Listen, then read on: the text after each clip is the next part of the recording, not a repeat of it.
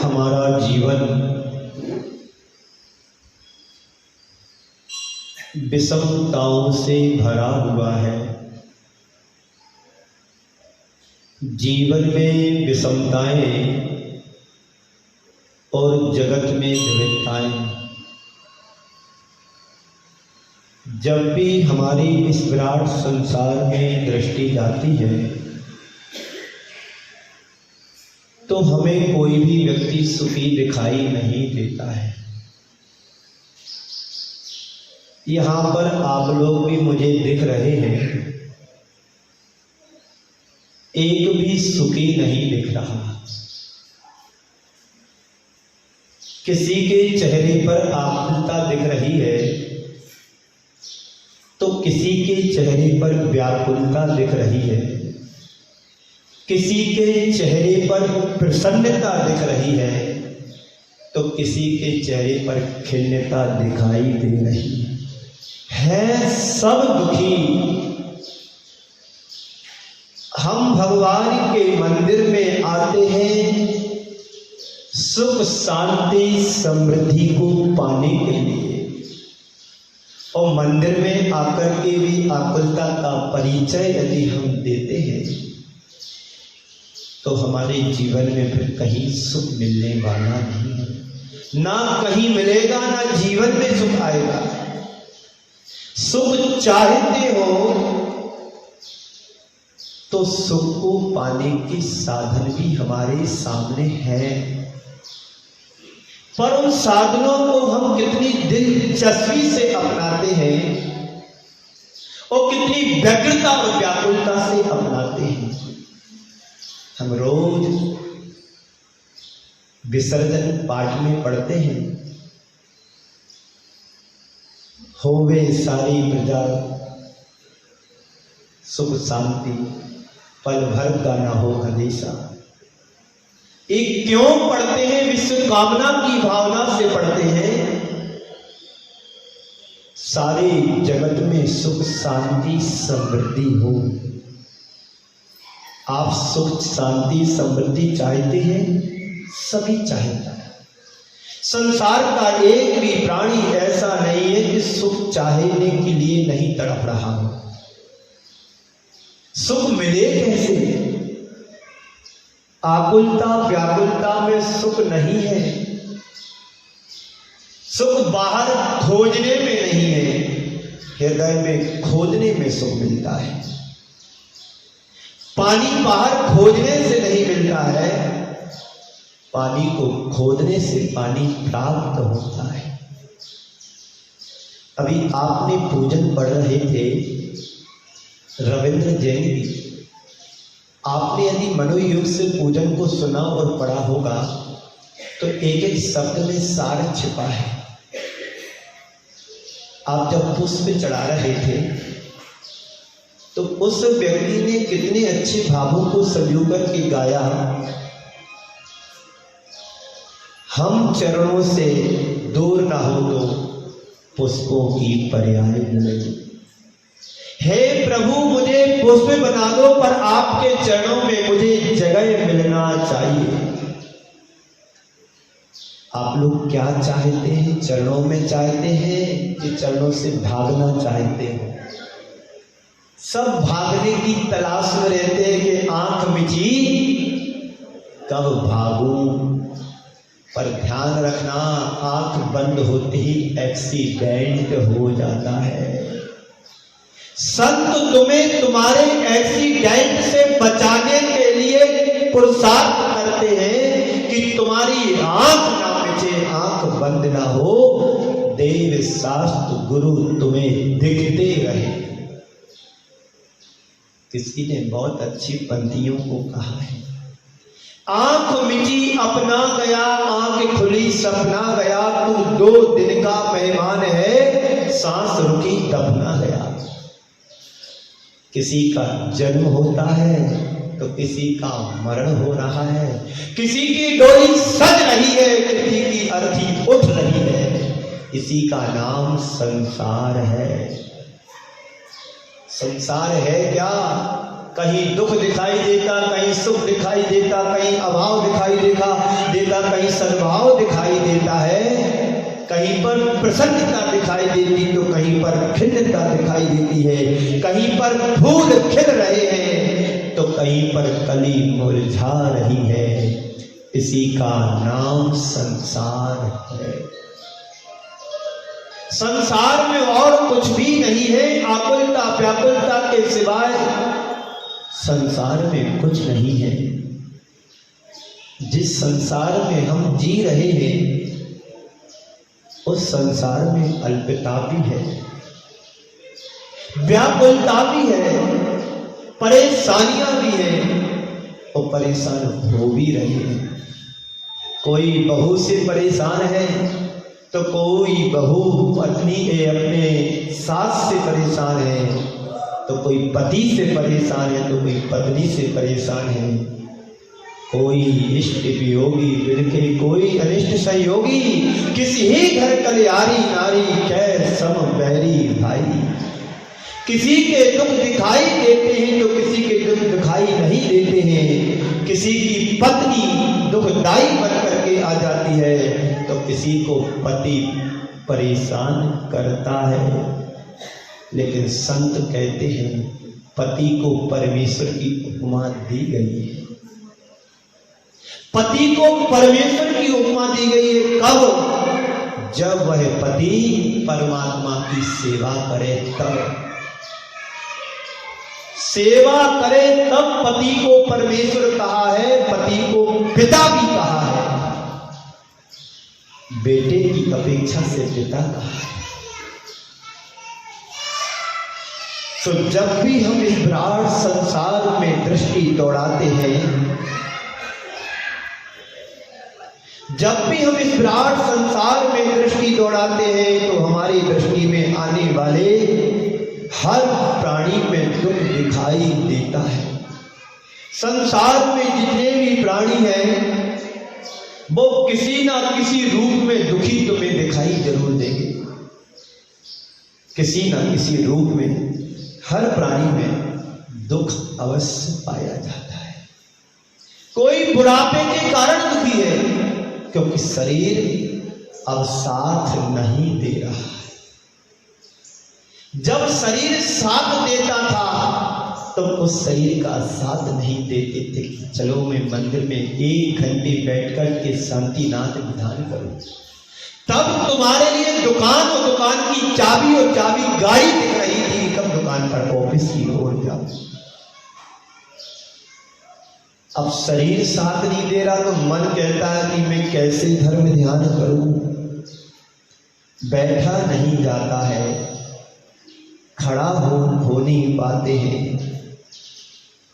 लेटते हैं तब भी तकलीफ होती है।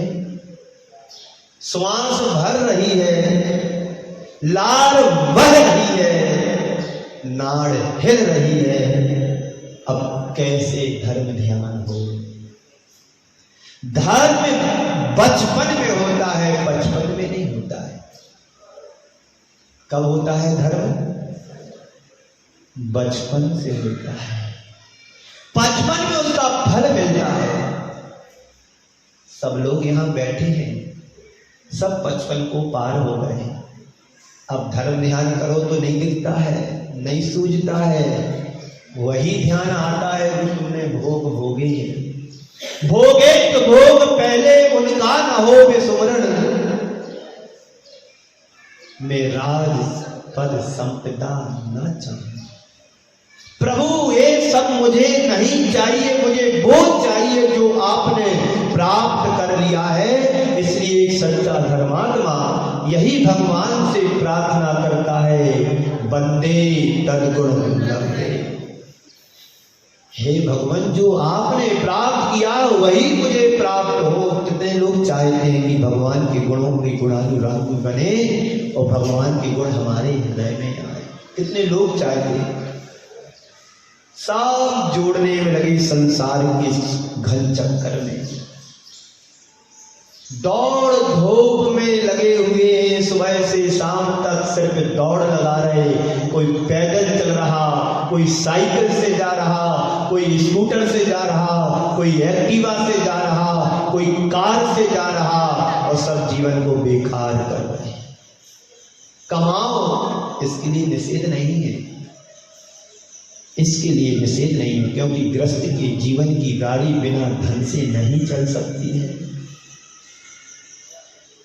जीवन की निर्वाह के लिए हमारे आचार्यों ने धन कमाने की प्रेरणा दी है, पर धन कमाना ही तुम्हारी जरूरत बन गई, इससे भगवान बचाए। कमाना जरूरत है, पर कमाने ही जरूरत बन गई, इस परे से बाहर। तो किसी के जीवन में अभाव है, तो किसी के जीवन में अल्पता है। तुम्हारे हाथ में 5 उंगलियां हैं कि 6? किसी किसी के बाद 6 भी हो जाती है। तो 5 उंगली तुम्हारी देखना, अच्छे से देखो, अपनी अपनी एक सी दिख रही है? नहीं दिख रही ना? अंतर क्यों रखा? अंतर हमारी प्रकृति ने शरीर नाम करके उदय से इसलिए अंतर मिला कि कहीं तुम सब कुछ पाने के बाद अहंकार ना आ जाए। यदि हमारे पास वैभव है, धन है, संपदा है, संपत्ति है, सत्ता है, हुकूमत है, तो तुमसे अल्प जीने वाले व्यक्ति भी इस संसार में हैं, उनको देखो। ये संपदा भी स्थायी नहीं है, अल्पता भी स्थायी नहीं है, सद्भाव भी स्थायी नहीं है, और अभाव भी स्थायी नहीं है। आज है, कल रहे ना रहे, इसकी कोई गारंटी है क्या? तुमने जो जोड़ा है ये तुम्हारे साथ जाने वाला है इस पर विश्वास? हाँ है, मुझे है विश्वास। जाएगा, कब जाएगा? जब तुम परमात्मा के क्षेत्र में डालोगे तो वो तुम्हारे साथ जाएगा, वो तुम्हारे साथ जाने वाला है।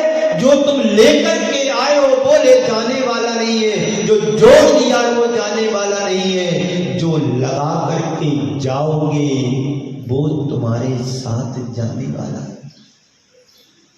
सब व्यापारी बैठे यहाँ पर, सर्विस वाला एक आध हो तो पता नहीं, मेरे पास रविवार है ना, आज रविवार है, कौन सर्विस करता है ना? कोई हाथ ऊपर करो, कोई सर्विस वाला है?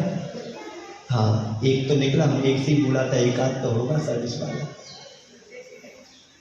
सब व्यापारी ठहरे हैं, तो व्यापारियों को तो छुट्टी रहती है हमेशा।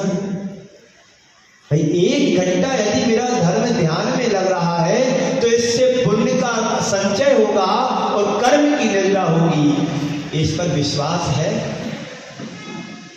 विश्वास होगा ना तो फिर भागते नहीं, घर से भाग करके मंदिर में आते कि मेरा गुरुदेव का प्रवचन ना छूट जाए। व्यापार तो रोज करते हैं और हर दिन हो रहा है। 1 घंटे व्यापार नहीं करेंगे तो हम कहीं भूखे मरने वाले नहीं। 1 घंटे का पुण्य तुम्हें 1 घंटे में सब कुछ दिलाने वाला हो जाता है। आप उन पंडितों को याद करो, दौलत राम जी या कोई भी हो सकते हैं, जब जयपुर खजांची के यहाँ मुनीमी का काम करते थे, सदा सुखदास जी भी हो सकते हैं, भूधरदास जी भी हो सकते हैं, दौलत राम जी भी हो सकते हैं, कोई भी उपमा दे दे, नाम से नहीं, हमें उसके सिद्धांत को समझना है। वो जब उनके खजांची के यहाँ मुनीमी का काम करते थे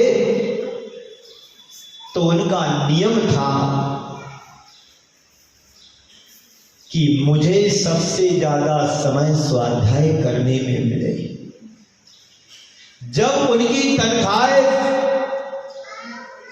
10-12 रुपए से बढ़ा करके 20 रुपए कर दी उस जमाने में, तो उन्होंने उस अतिरिक्त वेतन लेने से इनकार कर दिया कि मुझे नहीं चाहिए। जब मेरा 4-5 रुपए में महीने भर में काम चल जाता है तो मुझे अतिरिक्त वेतन नहीं चाहिए। यदि आपको कुछ देना ही है तो मेरा टाइम कम कर दो, इधर समय घटा दो, सबसे ज्यादा मैं जिनवाणी को टाइम दे सकूं। एक भावना होना चाहिए हमारे हृदय में भी कि जितना ज्यादा से ज्यादा समय हो तो परमार्थ के क्षेत्र में हो, मंदिर में हो, घर गृहस्थी के कार्यों से बचें, आरंभ सारंभ से बचें। आज अष्टमी का दिन है। किसका दिन है? किसी को कष्ट भी लगती है अष्टमी, अब हरी नहीं खाना पड़ेगा, एकासन करना होगा, उपवास करने वाले उपवास करेंगे, पर जो श्रद्धा से करता है वो हर पर्व को स्वीकार करता है और जीवन में आनंद की अनुभूति करता है। करते कि नहीं करते? तो हमारा समय जितना बचे प्रभु की भक्ति और सेवा में लगे, ये भाव उदारता की होना चाहिए। तो किसी के जीवन में अभाव है, तो किसी के जीवन में अल्पता है, तो किसी के जीवन में गरीबी है, तो किसी के जीवन में विषमताएं हैं, लेकिन संसार में एक भी प्राणी सुखी नहीं है। किसी के जीवन में वियोग है, तो किसी के जीवन में बीमारी है, तो किसी के जीवन में विपत्ति है। बोलो है? संपत्ति भी जब तुम्हारे घर में आती है तो विपत्ति को लेकर आती है। संपत्ति जब तुम्हारे घर में आती है तो विपत्ति को लेकर के आती है, और जब संपत्ति नहीं होती है ना विपत्ति आती ना बीमारी आती है। बीमारी भी उसी घर में सबसे ज्यादा रहती है जहां पर सबसे ज्यादा धन होता है। सेठ साहूकारों को देख लो, करवटें बदल रहे हैं। डॉक्टरों ने मना कर दी कि तुम कुछ नहीं खा सकते, अब गम खाओ। गम यानी दुख। अनेक प्रकार की बीमारियां उनके शरीर से जुड़ जाती हैं, क्योंकि पाप के द्वारा उन्होंने पैसा को कमाया। उस पाप का फल तो भोगना पड़ेगा। किसी गरीब को देखो, अटैक आया या भर्ती हो कहीं, कर्म किसी को नहीं छोड़ते, लेकिन जितनी अपेक्षा से देखा जाए, जितने अधिक पैसे वाले होंगे वो रोटी कम खाते हैं और दवाइयां ज्यादा खाते हैं। निकाल लेना परसेंटेज। मैं अपने मन से नहीं बोल रहा हूं, पता है इसलिए बोल रहा। ये क्या है? संसार है। इसलिए दुख से, बीमारी से, वियोग से, विपत्ति से, अभाव से, गरीबी से बचना चाहते हो तो लुटाना शुरू कर दो। परमार्थ के क्षेत्र में, मानवता के कल्याण के क्षेत्र में, अच्छे कार्यों के लिए और किसी दीन दुखियों की सेवा के लिए, और तो और जीव दया के कल्याण के क्षेत्र में, क्योंकि वो भी हमारे आश्रित प्राणी हैं। उनके जीवन में भी अल्पता है, उनके जीवन में भी गरीबी है, वो भी अपने दुखों का परिणाम भोग रहे हैं। आचार्य भगवंत कहते हैं, अल्प आयु से टलना, अल्प मृत्यु से टलना टालना चाहते हो तो जीव दया में दान देना शुरू कर दो, प्राणियों को बचाना शुरू कर दो, तुम्हारी अल्प मृत्यु नहीं होगी, टलेगी। एक पुण्य की कार्य है। तो संत कहते हैं कुछ ना कुछ सबके साथ लगा हुआ है। बोलो लगा हुआ कि नहीं लगा? घड़ी बता दे, नहीं घड़ी तुम्हारी बंद है कि चालू, पता नहीं। लेकिन इन सबके मध्य जब अपने आप को देखता हूं तो मुझे लगता है कि सबसे ज्यादा दुखी तो मैं हूं। अभी तक हम सबको देखते आए तो दुख दिखाई दिया, लेकिन सबके मध्य भी यदि व्यक्ति अपने आप को देखे तो वो पाता है कि सबसे ज्यादा दुखी तो मैं भी हूं। लेकिन हमारी आदत क्या है? हम खुद को नहीं देखते हैं, हम दूसरों को देखते हैं। खुद के सुख को नहीं देखते हैं, दूसरों के सुखों को देख करके दुखी होने का उपाय खोजते हैं। हम दूसरों अपने दुख से कम दुखी हैं, हम दूसरों के सुखों को देख करके ज्यादा दुखी हैं। बोलो, कल मैंने कहा था यदि 2, 5, 10 ईर्ष्यालु पैदा करना हो तो आप अच्छे कपड़े पहनना शुरू कर दो और एक अच्छी सी गाड़ी खरीद लो, थोड़ा अकड़ के चलो, तो आप पक्के मान करके चलना मोहल्ले भर के तो तुम्हारी ईर्ष्यालु पैदा हो ही जाएगी। क्यों? वो अपने दुख से दुखी नहीं, तुम्हारी प्रसन्नता और संपन्नता को देख करके दुखी हो रहे हैं। इसी का नाम संसार भावना या संसार है। संसार में है क्या? जहां 4 गति और 84 लाख के जीव निवास करते हैं, वहां सुख दुख का वेदन कर रहे हैं। इसी पर्याय का नाम संसार है। संसार दुख का बीज और दुख की पर्याय बनकर के हम रह गई है। इस दुख से उठने के लिए धर्म तुम्हें सुखी। धर्म और कुछ नहीं करता है, धर्म तुम्हें दुख से निकाल करके सुख में स्थापित कर देता है। वो धर्म हमारा बीत राग धर्म है, वो धर्म हमारा सम्यक दर्शन ज्ञान है। ज्ञान समान ना आन जगत में सुख को कारण, यह परमामृत। हाँ, उसी में रस आ रहा है। जन्म में रस आ रहा, बुढ़ापे में रस आ रहा, मरण तो कोई चाहता नहीं। एक 3 रोग संसार के प्रत्येक प्राणी के साथ जुड़े हुए हैं। जन्म रूपी दुख है, बुढ़ापा रूपी दुख और मरण रूपी दुख है। इनके निवारण के लिए, इनके अलगाव के लिए, इसको दूर करने के लिए जो उपाय हमारे आचार्यों ने बताया है वो है ज्ञान, सम्यक ज्ञान और सम्यक दर्शन, जो तुम्हारे अनादिकालीन इस रोग को दूर करने में सक्षम है। पर विश्वास कितने लोगों का होता है कि ये रोग हमारे दूर हो? तब लगता है जब गुरुओं के सानिध्य में बैठते हैं, थोड़ा उपदेश सुनते हैं कि वास्तव में संसार में कुछ नहीं है, सब स्वार्थ की दुनिया है। पति अपने स्वार्थ के लिए पत्नी को रखता है, पत्नी अपने स्वार्थ के लिए पति को रखता है, बच्चों का स्वार्थ रहता है कि चलो जी आगे चल के थोड़ा सहारा बनेंगे, जीवन के लिए सहयोगी बनेंगे, पर कोई किसी का साथ कहाँ तक देता, इस बात पर विश्वास नहीं होने के कारण हम इन सब संयोगों से दुखी होते चले आ रहे हैं।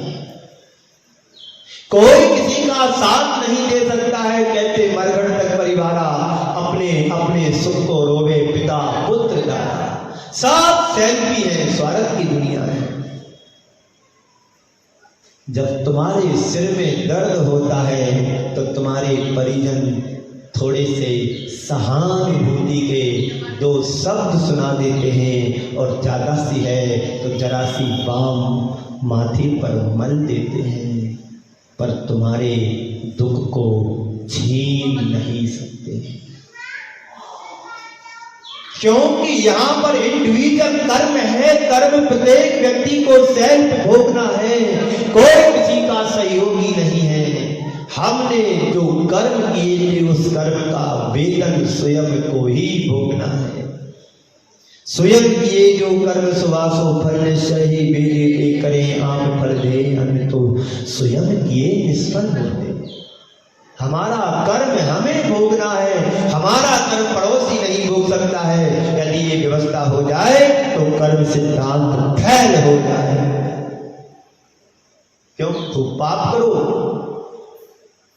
फल तो दूसरे को भोगना है। एक बच्चे ने प्रश्न किया कि महाराज श्री रणमोकार मंत्र में ऐसा लिखा है कि ऐसो पंच नमस्कारो सब पाप प्रण नाश। तो क्या दिन भर पाप करो ये नमोकार मंत्र पढ़ लो तो ठीक हो जाएगा?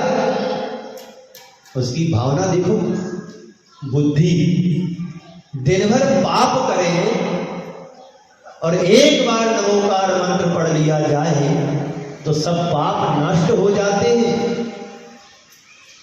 तो उससे जो कहा कि पाप करने से और नमोकार मंत्र पढ़ने से यदि संसार के प्राणियों का पाप क्षय को प्राप्त हो गया होता तो आज संसार में एक भी प्राणी यहाँ नहीं, सब सिद्धालय में पहुंचे होते, सिद्धालय को प्राप्त हो गए होंगे।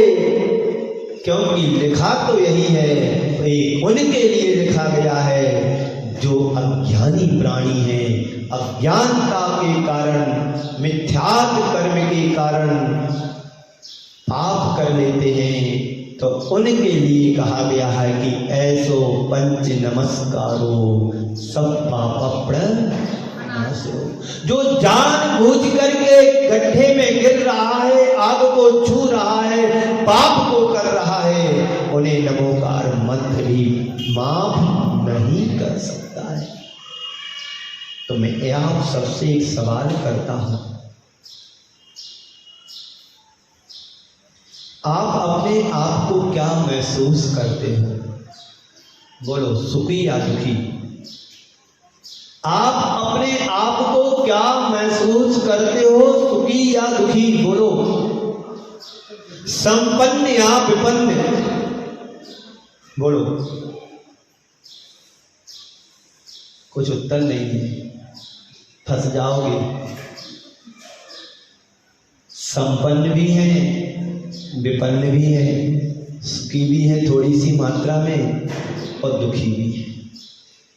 तो किस मोड़ पर क्या डिसीजन लेना है, इस समझ में नहीं आता है। जीवन के चौराहे पर मैं सोच रहा कब से जाऊं तो किधर जाऊं, यह पूछ रहा तुमसे। सब जिंदगी के चौराहे पर खड़े हैं और एक एक श्वासों को गिन रहे हैं और श्वासों से पूछ रहे हो तो जाऊं तो किधर जाऊं, क्योंकि पथ भूल गया। पथ अभी नहीं भूले, पथ अभी नहीं भूले, अब जन्म जन्मांतरों से पथ भूल करके ही तो यहां तक पहुंचे हम। भगवान महावीर के समय यदि तुम्हें पथ का भान हो जाता तो आज ये वित्ती भावना पढ़ने की जरूरत नहीं पड़ती, आप किसी और को पाथेय बन गए होते। आपका दूसरा अनुसरण कर रहा होता। जैसे भगवान महावीर का अनुसरण हम करते हैं, भगवान महावीर के सिद्धांतों को तो मानते हैं, पर महावीर की बहुत कम लोग हैं जो मानने के लिए तैयार होते हैं। तो संत कहते हैं सबसे ज्यादा लोग अपने आप को दुखी ही महसूस करते हैं। संसार भावना का यही उपाधि है। आचार्य भगवंत कहते हैं जब तुम्हें दुख का अनुभव होने लगे, तुम्हारा मन दुखों से भोजन होने लगे, तुम्हारा अपना दुख सहन ना हो सके, तुम्हें अपने दुखों से विचलित होने लगो, जब तुम्हारा दुख तुम्हें असहनीय होने लगे, तब थोड़ा संसार पर दृष्टिपात करो, अपनी दृष्टि फैला करके देखो कि अरे संसार में हर प्राणी दुखी है। मैं तो समझता था कि मैं ही अकेला दुखी हूं। बोलो, अब आप लोगों की आकुलता धीरे धीरे मुझे समझ में आ रही है। आप लोगों की आकुलता धीरे धीरे मुझे समझ में आ रही है कि अभी सुख की बात नहीं, अभी दुख के लिए संपादन करना है। रोटी, कपड़ा और मकान जीवन के हैं 3 निशान। जीवन के हैं 3 निशान, रोटी कपड़ा और मकान। मकान भी किराए का घर है, रोटी भी मेहनत की है, और वस्त्र भी किसी ने पहना दिए तो वस्त्र ही अपने नहीं है। संसार के अन्य प्राणियों को झांक करके देखो तो सबसे पहले उनके भीतर झांक करके देखो, देखने की कोशिश भी करो जिन्हें तुम सुखी मानते हो, जिन्हें तुम सुखी मानते हो, अभी तक जिन्हें तुम सुखी मानते आए हो उन्हें देखो। आपकी दृष्टि में सुखी व्यक्ति कौन नजर आता है? वही नजर आएगा जिसके पास बड़ा बंगला हो, जिसके घर में 2-4 नौकर चाकर काम कर रहे हो, जिसके घर में 3-4 गाड़ियां हो, जिनका बड़ा ठाट वाट हो, जिनका बड़ा व्यापार हो, जिनका नगर में समाज में हुकूमत चलता हो, उसके लिए सुखी मानते हो? यदि सच पूछा जाए, ऐसे व्यक्ति रात की सुख की नींद भी नहीं ले पाते हैं। उन्हें चारों तरफ अंधेरा दिखाई देता है, कहीं मेरे ऊपर कोई अटैक ना कर दे, मेरे घर में कोई चोर ना घुस जाए,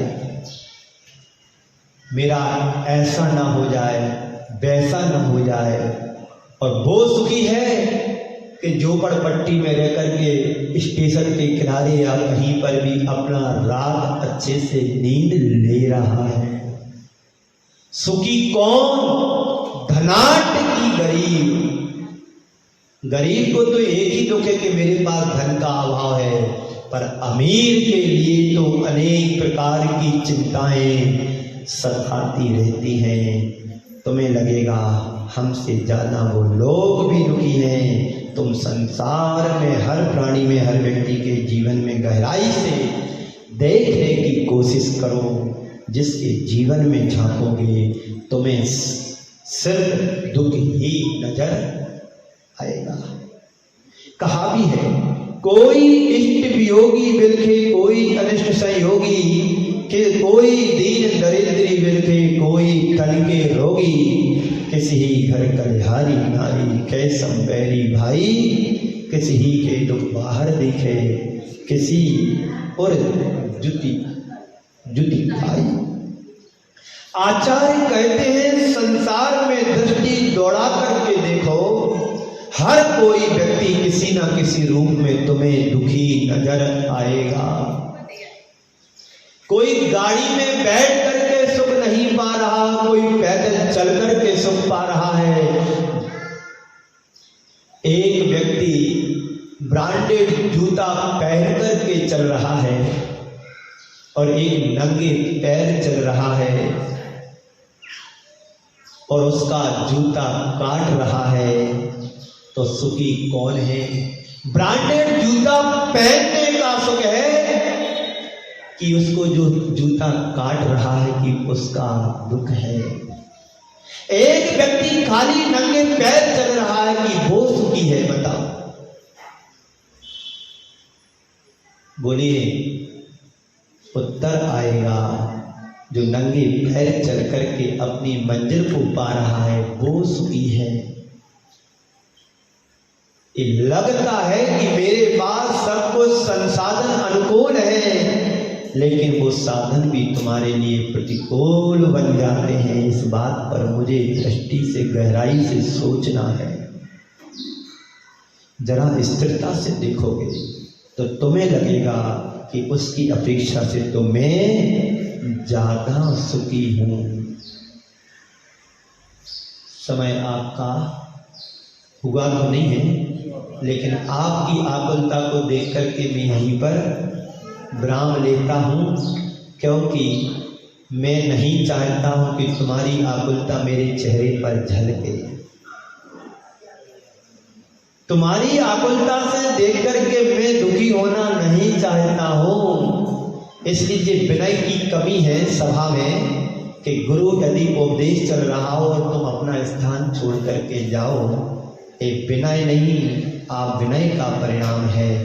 इसलिए भगवान महावीर के चरणों में, पूज्य गुरुदेव के चरणों में मैं अपनी वाणी को यहीं पर विराम देता हूँ कि संसार में कोई भी सुखी नहीं है। जहाँ जहाँ हमारी दृष्टि जाती है वहाँ वहाँ हर व्यक्ति के जीवन में कोई ना कोई दुख जरूर दिखाई देता है। उस दुख को हम दूर करने के लिए अपने अंदर हृदय में झांकें और अपने अंदर की कमजोरियों को तलाशना शुरू करें, और उन कमजोरियों को देख करके जब हम दूर करना शुरू करेंगे तो हमारा जीवन सुखी बनेगा। इसी मंगल भावना के साथ अब 2 जन लेट आए हैं तो उनके लिए मैं यही कहना चाहता हूँ कि 8 से 9 तक का जो समय है उसमें पूज्य गुरुदेव की संगीतमय आरती रविंद्र जैन के द्वारा जो की जाती है, और उसके बाद समयानुसार जो आप जितना भी समय त्याग कर सकते हो उतना धर्म उपदेश सुनने का लाभ ले सकते हैं। ये सोचो घर जाएंगे फिर पानी दूध लेकर के आएंगे, अरे साधु संतों को तो देखो 24 घंटे में एक बार लेते हैं। वे सोच लें कि पहले हम नाश्ता कर लें, दूध पी लें, फिर बाद में उपदेश दें। एक पंडित जी थे, एक वचन का करते थे, हिंदू अपेक्षा से कह रहा हूं, उदाहरण है। एक पंडित जी थे, उपदेश देने तब जाते थे जब दूध पी लेते थे। जब दूध पी करके अपने आप को संतुष्ट कर लिया तब सभा में जाकर के उपदेश दिया करते थे। पर दूध उसके लिए बाहर से गांव से आता था, दूसरे गांव से एक ग्वालियर की लड़की लेकर के आती थी दूध पंडित जी के लिए।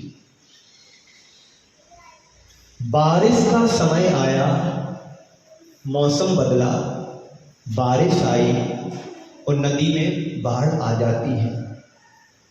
जब नदी में पानी नहीं रहता था तो वो लड़की समय पे दूध ला करके पंडित जी को देती थी। पंडित जी दूध पी करके सभा में जाते थे, अपना उपदेश देते थे। लेकिन नदी पे पुल नहीं होने के कारण नदी में पानी ज्यादा हो गया, बाढ़ आ गई, तो वो लड़की समय पर नहीं आई। जब नाविक आया तो आई।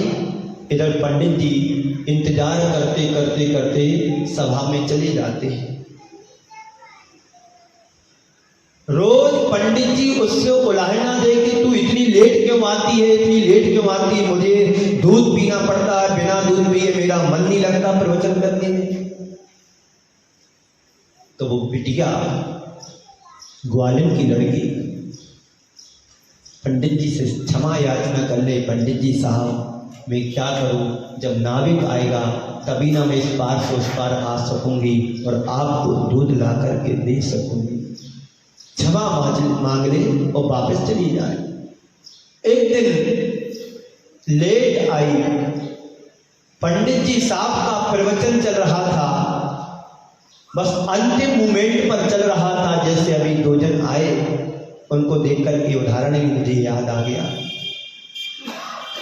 तो पंडित जी साहब अपने प्रवचनों के अंतिम दौर में कह रहे थे कि भगवान हमें संसार सागर से पार लगा देते हैं। भगवान की भक्ति करने वाला संसार सागर से पार हो जाता है। तो उस लड़की ने ग्वालियर लड़की ने सोचा कि जब भगवान की भक्ति करने वाला भगवान संसार से पार लगा देता है तो मैं पंडित जी की भक्ति करता हूं, तो पंडित जी क्या मुझे नदी से पार नहीं लगा सकता है? ये श्रद्धा एक अज्ञानी प्राणी का। क्या जब भगवान संसार में प्राणियों को, भक्ति करने वालों को संसार से पार करा सकता है तो क्या मुझे, मेरे पंडित जी मुझे नदी से पार नहीं करा सकते? मैं तो उनकी इतनी सेवा करती हूँ, दूध लाती हूँ, समय से लाती हूँ, पिलाती हूँ, दूध देती हूँ। अब क्या था, प्रवचन उसने सुना, उसका विश्वास जम गया पंडित जी के ऊपर, और दूध देने के बाद वो नदी पर जाती है और नदी से कहती है, हे नदी देवता मुझे नदी से पार करा दो। हे नदी देवता, मुझे नदी से पार करा दो। और नदी में जैसे पानी में उसने पैर रखा, ऐसा लगा जैसे सड़क पर चल रही हो। वो इस पार से उस पार चली जाती है, इस पार से उस पार वो चली जाती है। रोज का क्रम बन गया। समय पर दूध आने लगा, पंडित जी को समय पर दूध मिलने लगा। पंडित जी ने एक दिन उस ग्वालिन से पूछ लिया कि क्या तू समय से आने लगी है तो क्या कोई साधन तुम्हारे लिए मिल गया है? नहीं पंडित जी साहब, मैं आपके सहारे में नदी से पार करके आती हूँ। कैसे कैसे नदी के हमारे सहारे आती है? उसने कह दिया, पंडित जी साहब, एक दिन आप एक रोज कह रहे थे सभा में कि जो भगवान की भक्ति करता है, सेवा करता है, गुणानुवाद करता है, वो संसार सागर से भक्तों को पार लगा देता है। तो मैंने भगवान से प्रार्थना की, हे प्रभु मुझे नदी से पार लगा दो। तो मैंने नदी में पैर रखा और मैं चलने लगी। फिर इस पार से उस पार जाती हूँ, पुनः कहती हूँ नदी मुझे पार करा दो। उस पार से इस पार आती हूँ तो मैं आपकी उस वाक्य से पार हो करके आती हूँ। सच में मुझे विश्वास नहीं हो रहा, ऐसा तो कहीं हुआ भी नहीं। अरे पंडित जी साहब, तुम्हें यदि पता ना हो तो चलो मेरे साथ में तुम्हें दिखाती हूँ, मैं भी चलूंगी और आपको भी ले चलूंगी। पंडित जी ने मन बनाया, जाते हैं पंडित जी उस ग्वालिन के साथ में। उसने तो कहा नदी मुझे पार करा दो। वो आगे बढ़ी, चलने लगी और पीछे मुड़ करके देखती है, पंडित जी साहब आप भी आइए, नदी हमसे पहले आपको पार कराएगी, क्योंकि तुम इतने बड़े प्रवचनकार हो, भगवान की भक्ति करते हो, गुणानुवाद करते हैं, सब आपको सम्मान और बहुमान देते हैं, तो नदी तो पहले आपको पार कराएगी।